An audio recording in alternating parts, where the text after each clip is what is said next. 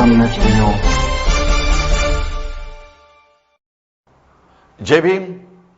मी विजय निलंगेकर सम्यक न्यूज लाईव्हच्या या विशेष बातमीपत्रामध्ये आपलं स्वागत करतो। पाहूयात आजच्या सम्यक घडामोडी।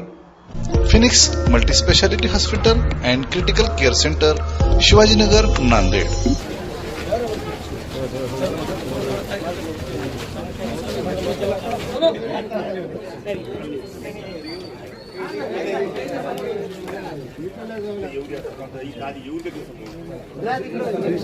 लोकशाही मजबूत करण्याकरता प्रत्येक नागरिकांनी जाऊन मतदान करावं। ही महानगरपालिकेची अतिशय महत्त्वाची निवडणूक आहे आणि मतदानाचा हक्क प्रत्येकाला ज्याला कोणाला मतदान करता येतं नियमाप्रमाणे त्यांनी जाऊन आपला मतदानाचा हक्क बजवावा, अशा प्रकारची मी आव्हान आणि विनंती नागरिकांना करत आहे। त्यामुळे मला आशा आहे की नांदेडमध्ये जी जनता विकासाच्या मागे आहे, विकास करू इच्छिते, विकासासाठी लोकांची इच्छा आहे, ते सर्व नागरिक त्यांना कल्पना आहे की विकास नांदेडचा कोण करू शकतो याची कल्पना नांदेडच्या मतदारांना आहे। ते मी त्यांना आवाहन करेन की आपला मतदानाचा हक्क बजवावा आणि नांदेडमध्ये लोकशाही मार्गाने या महानगरपालिकेने लोकनियुक्त अशा प्रकारची प्रशासन आणि त्या ठिकाणी महापौर निवडून यावा, अशा प्रकारची अपेक्षा आणि आव्हान मी आमच्या नागरिकांना करतो। साहेब, आपण काँग्रेसमध्ये होता तेव्हा 81 पैकी 73 नगरसेवक निवडून आले होते, आता भाजपात आहात, आता काय चित्र असेल? मतदान लोकांचं सुरू आहे। आज मी याच्यावर कुठली प्रतिक्रिया देणं उचित नाहीये।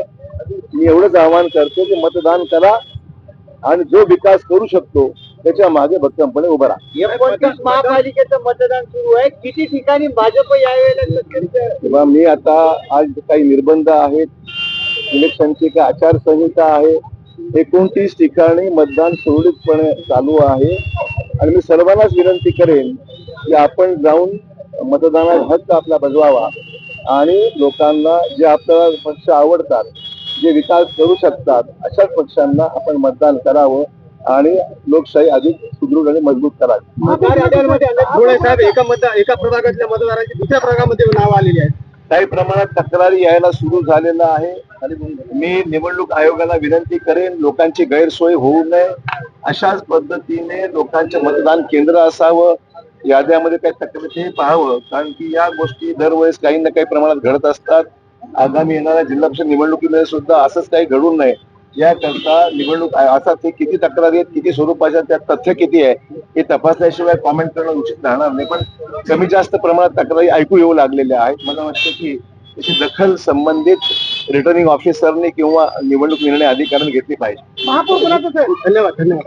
विकासात्मक कामं करणारे, ज्याचा अनुभव आहे, विकास नांदेडचे करू शकतात, अशाच पक्षाचा महापौर येईल। विष्णुनगर येथे दुर्घटना घडली आणि त्यानंतर त्या ठिकाणच्या नागरिकांनी मतदानावर बहिष्कार टाकण्याची भूमिका घेतलेली आहे, प्रशासनाकडून काही तसं हे करण्यात आले? कसं आहे, मला एवढं सांगायचं, कालची जी काही दुर्घटना घडलेली आहे त्याच्यामुळे आपण मतदानावर बहिष्कार करणं उचित नाहीये। आपण लोकशाही मार्गाने आपल्याला निवडणूक लढवून त्या ठिकाणी मतदान करूनच आपला प्रतिनिधी निवडून आणला पाहिजे। कालच्या घटनेची संपूर्ण चौकशी केली जाईल, त्या आयुक्तांनी मान्यही केलेलं आहे आणि त्यामुळे चौकशीप्रमाणे जे निष्पन्न होईल त्याप्रमाणे कारवाई करण्यात येईल। पाहत रहा सम्यक न्यूज लाईव्ह। बातमी पाहण्यासाठी YouTube वर सबस्क्राईब करा